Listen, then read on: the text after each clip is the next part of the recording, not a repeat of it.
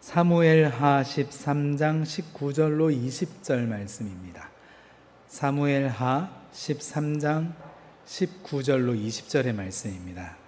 우리 한 목소리로, 좀 작은 목소리로 함께 받들어 봉독하겠습니다. 19절 시작. 다말이 재를 자기의 머리에 덮어 쓰고 그의 채색옷을 찢고 손을 머리 위에 얹고 가서 크게 울부짖으니라. 그의 오라버니 압살롬이 그에게 이르되 네 오라버니 암논이 너와 함께 있었느냐?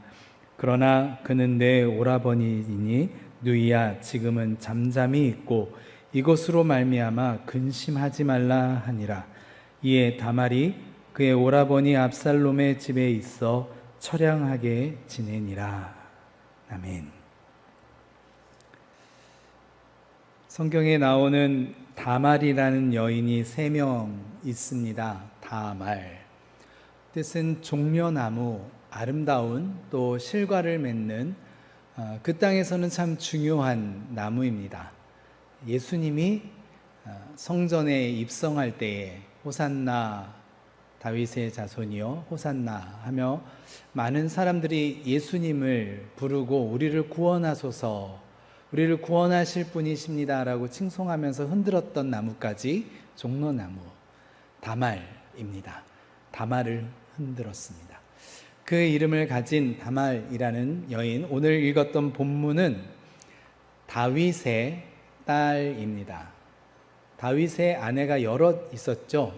그 중에 마아가라는 아람 족속 중에 있는 그 족장과 정략 결혼을 한 거죠. 계약을 하고 동맹 결혼을 한 겁니다.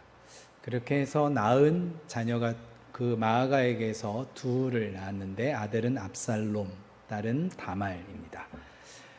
이렇게 여러 자녀들이 있는 중에 아비가일을 아내로 얻은 다음에 아히노암이라는 또 아내를 얻게 되는데, 아히노암이라는 아내에게서 낳은 암논이라는 아들이 그 다말이라는 이복 동생인 거죠. 배가 다른 동생을 좋아하게 됩니다. 너무 사랑한 나머지 마음에 병이 들었습니다.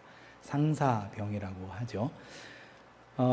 동생, 배가 다르지만 동생인데 그것을 마음이 어쩌할 줄 몰라서 우발적인 사건을 저지릅니다.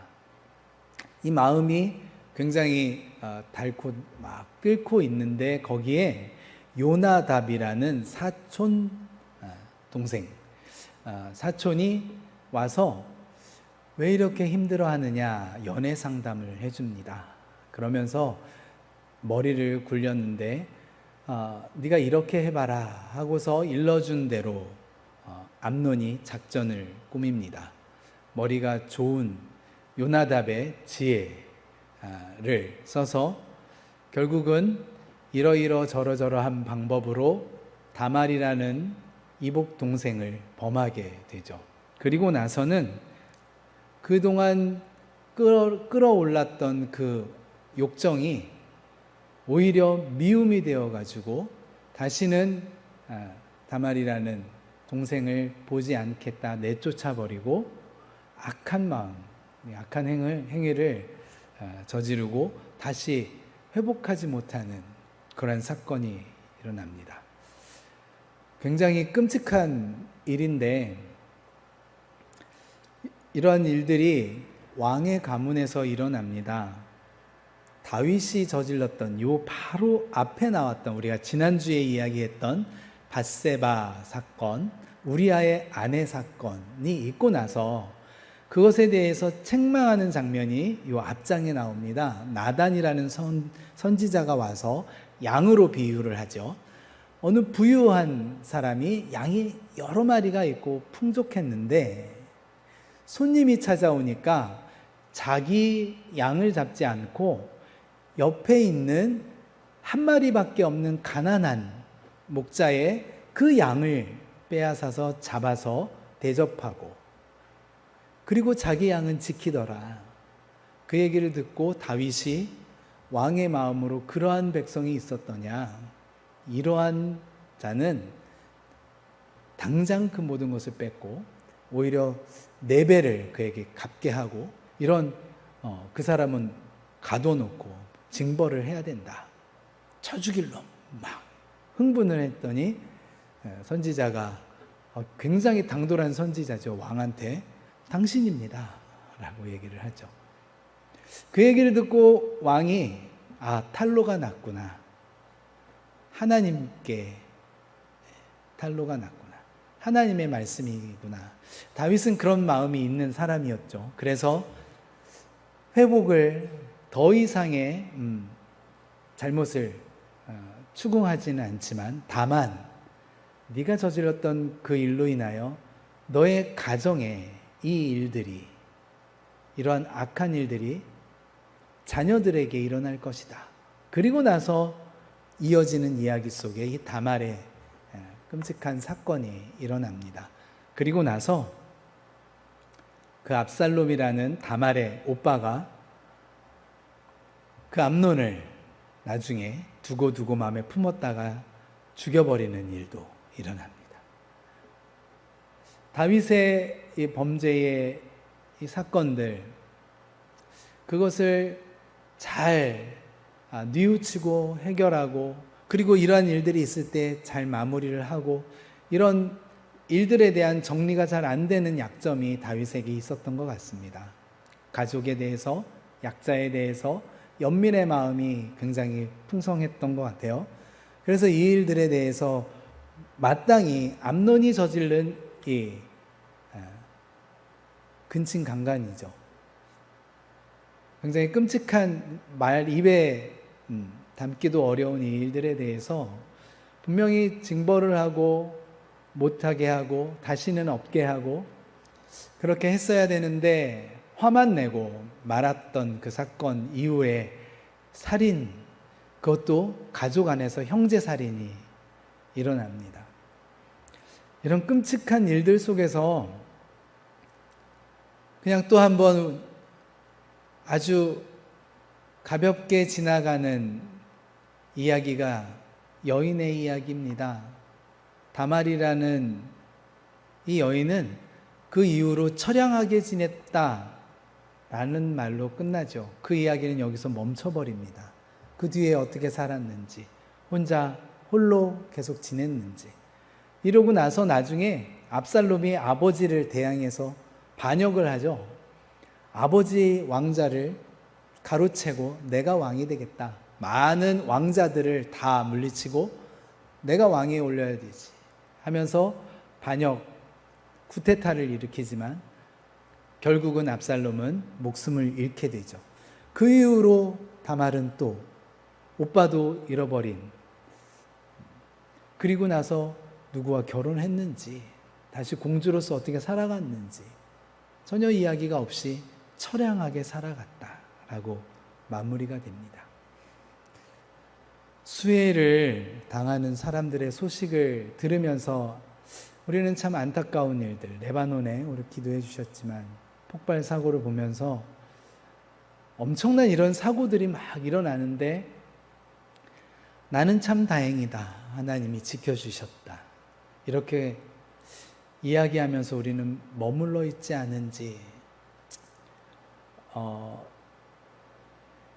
옆에 있는 이들의 어려움과 고난의 일들을 그냥 나는 겪지 않았으니까 하고서 안도하면서 그 자리에서 그냥 안주한다면 우리 안에 언젠가 이 사건이 왔을 때 내 주변의 사람들을 나는 아니니까 하면서 외면하는 일들을 보게 될 겁니다.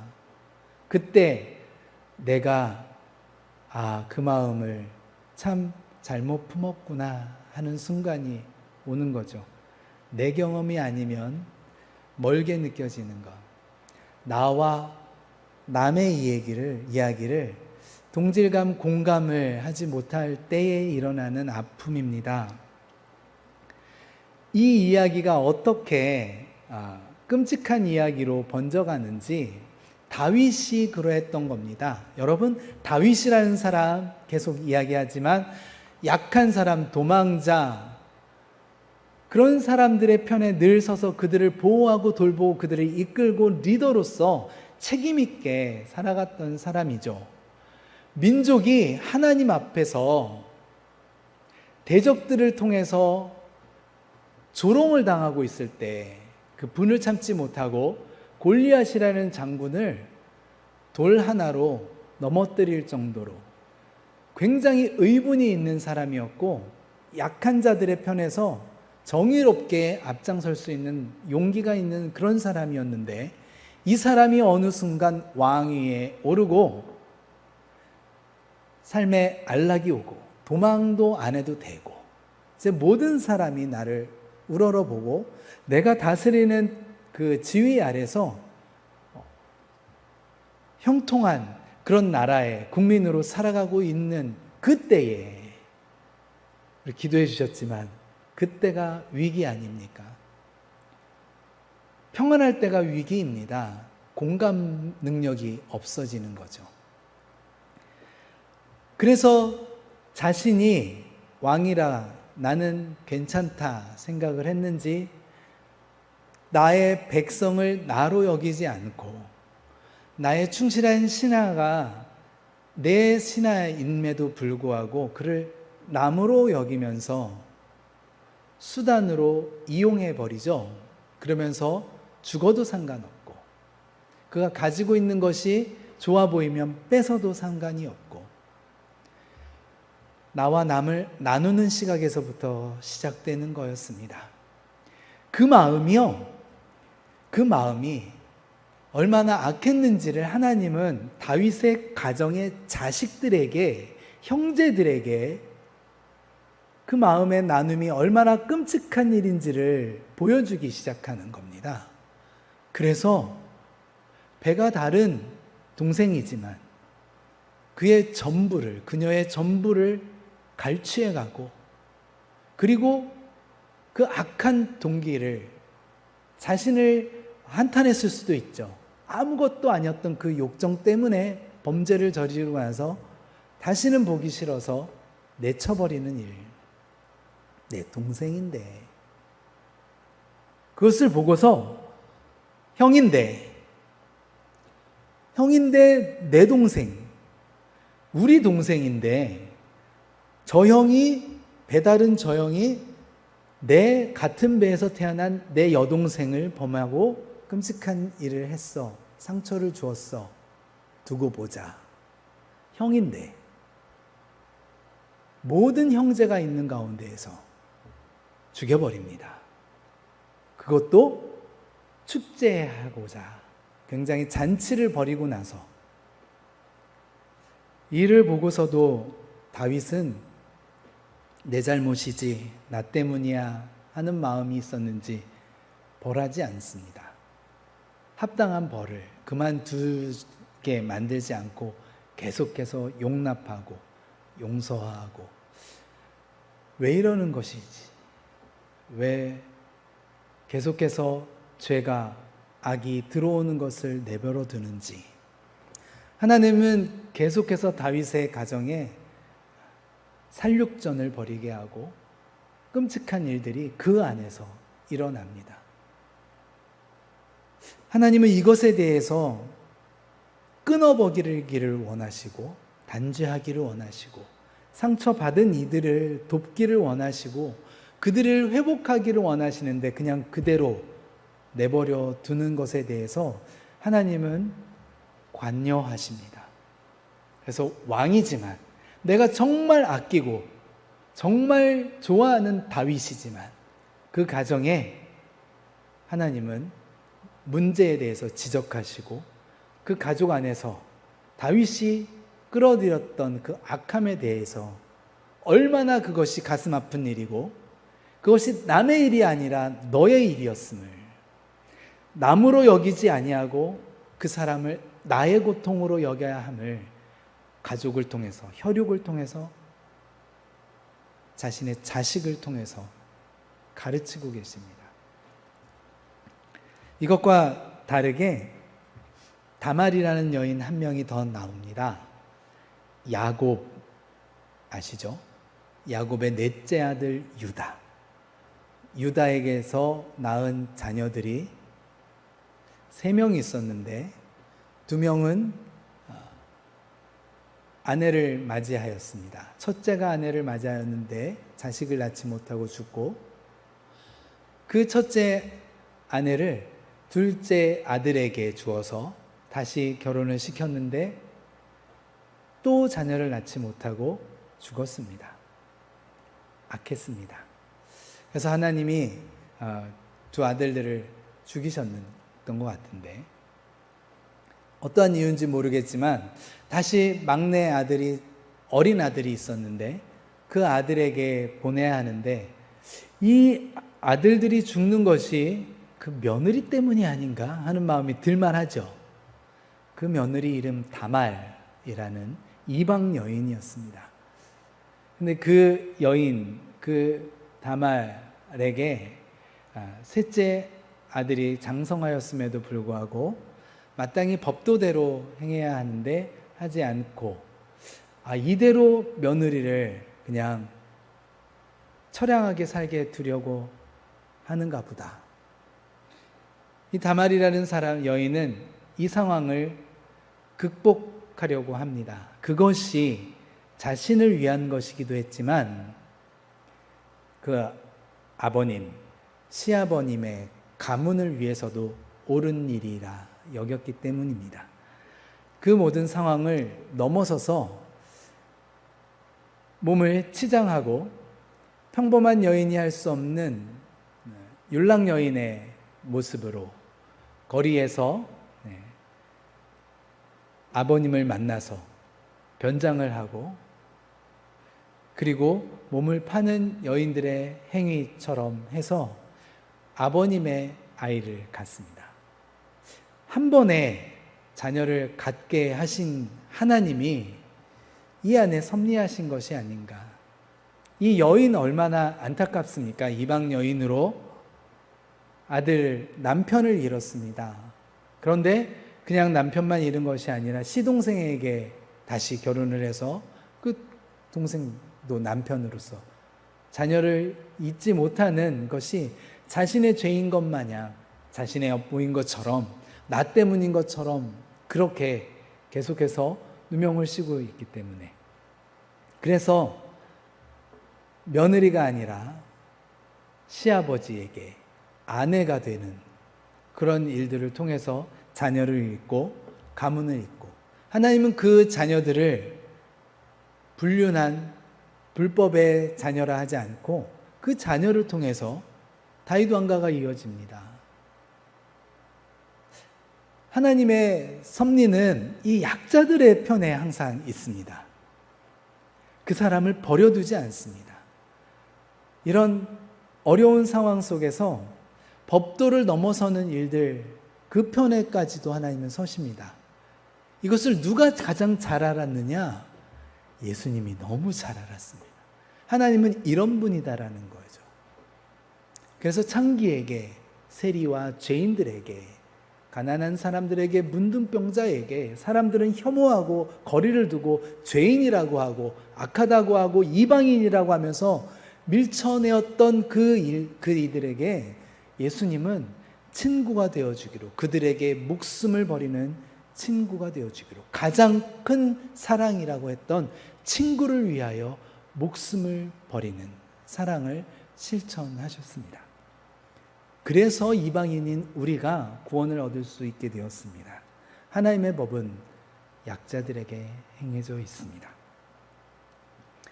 우리가 당하는 일들, 어려움을 당하는 사람들, 코로나 상황, 그리고 바벨론의 폭파, 수해를 당하는 이웃들, 그들을 위해서 우리가 무엇을 할 수 있을까? 그들은 남이 아니다. 그들은 내 가족이다. 아니, 나 자신이다. 그렇게 끌어안고 그들을 품고, 내가 그 상황이었으면 어떻게 할까?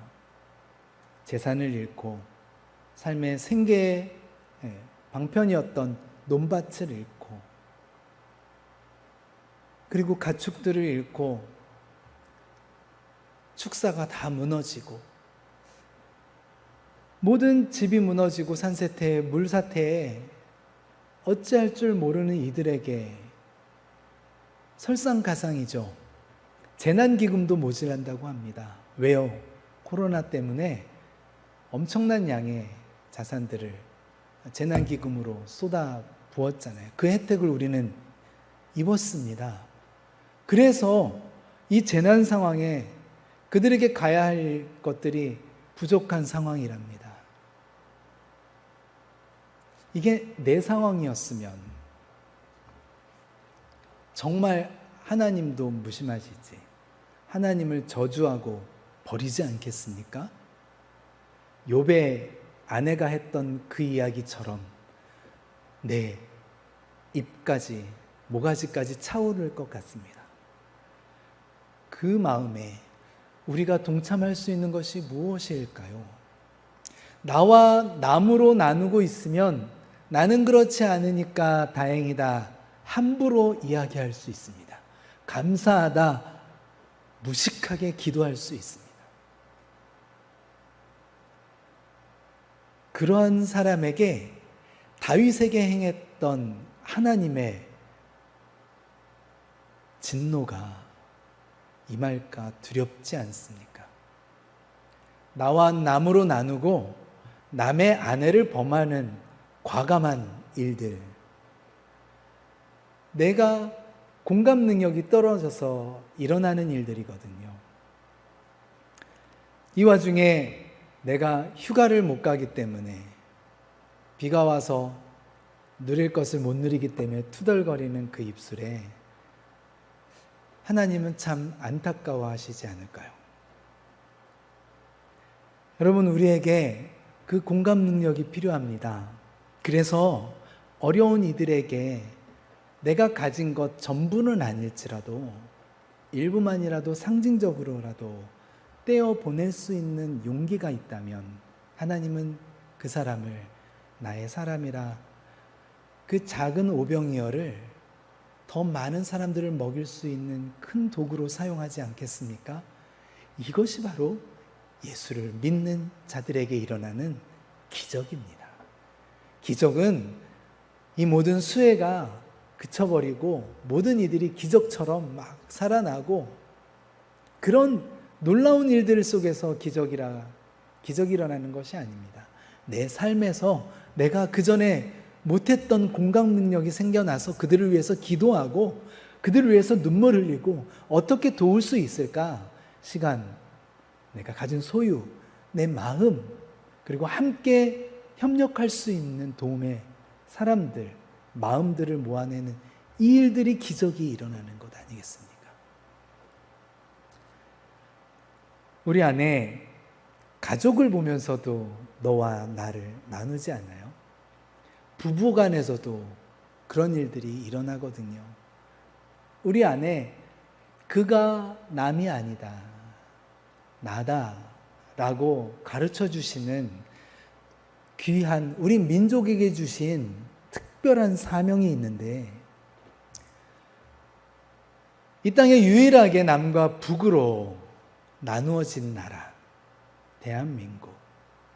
여러분, 우리나라는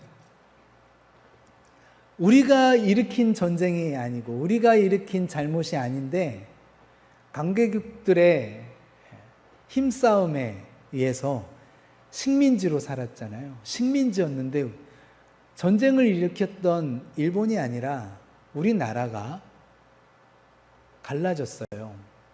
우리나라에 온 미국이 해방군이 아니라 점령군이었다라고 메가더 장군이 그 입으로 스스로 그렇게 성명서를 내면서 우리나라를 점령했던 거예요.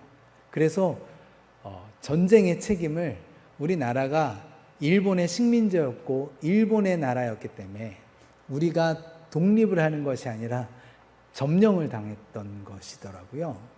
그래서 미국이 점령해 가면서 소련의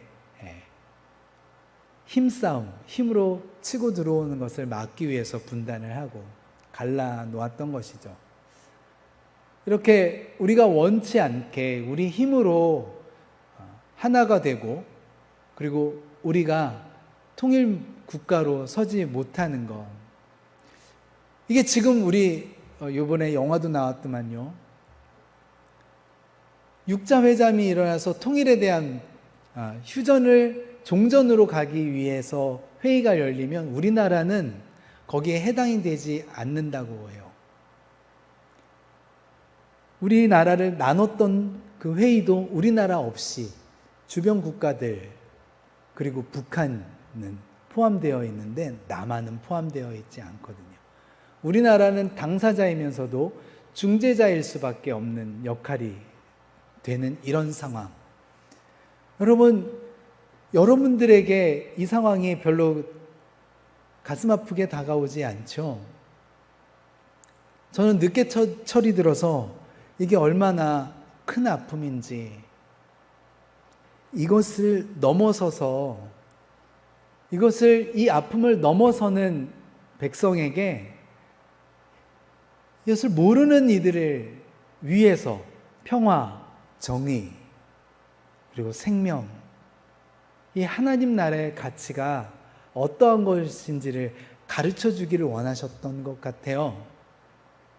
그래서 지금 우리나라가 하고 있는 역할들을 보면서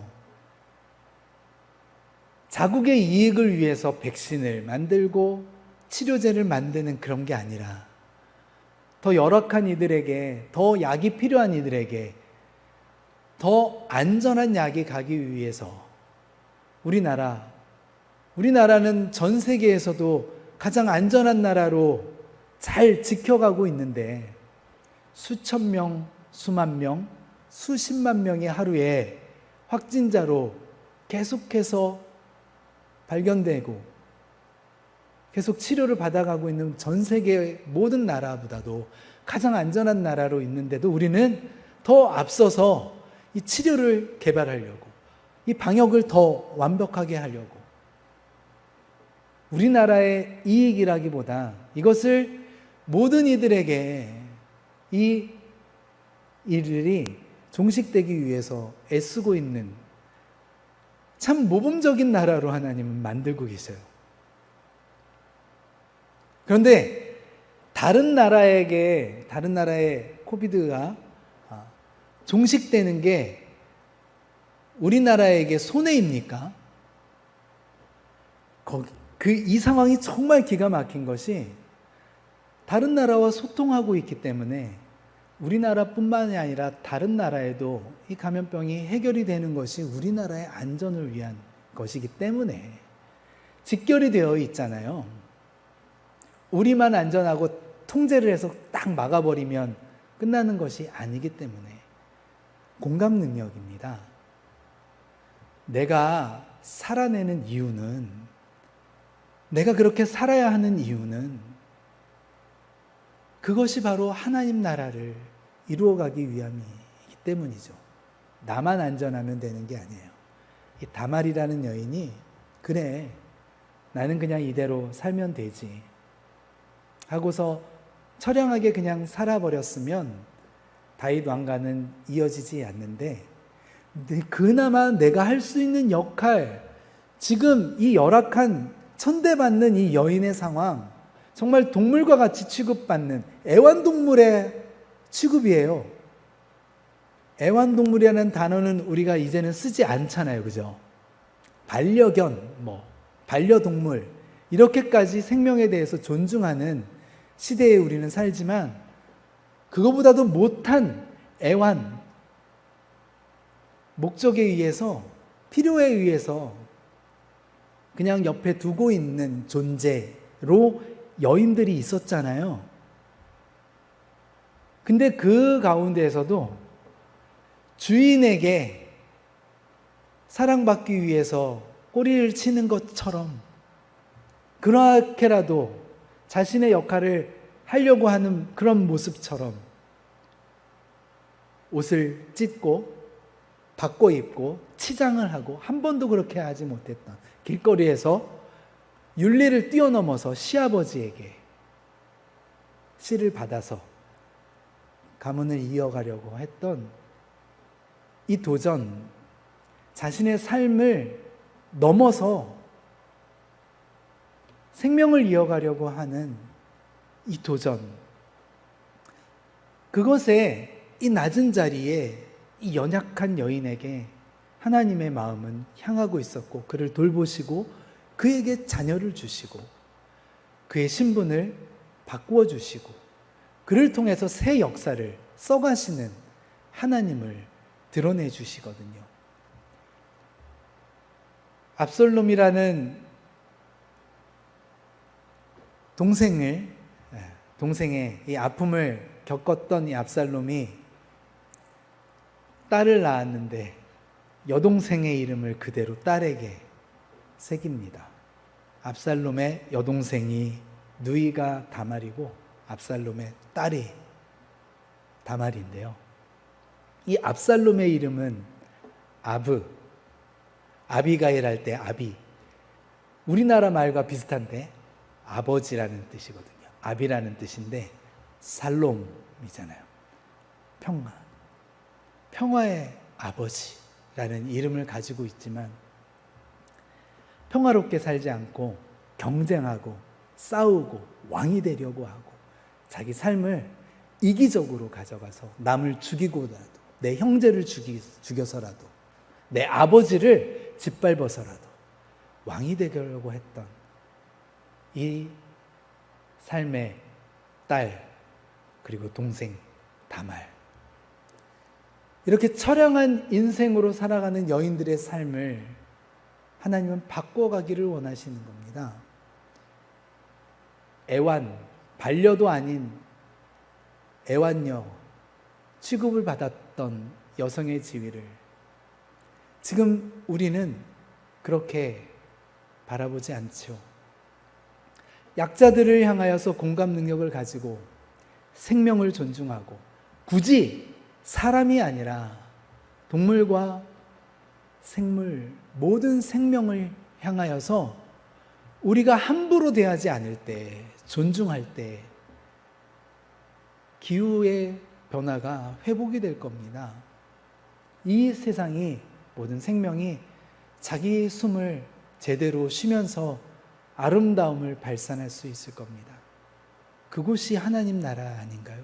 그것을 위해서 내 삶을 던져가고 내 삶의 부분들을 나누어가고 헌신하고 희생하고 내 삶의 방향을 맞춰가는 것, 그 삶이 하나님 나라를 일구는 일꾼의 삶인 줄로 믿습니다.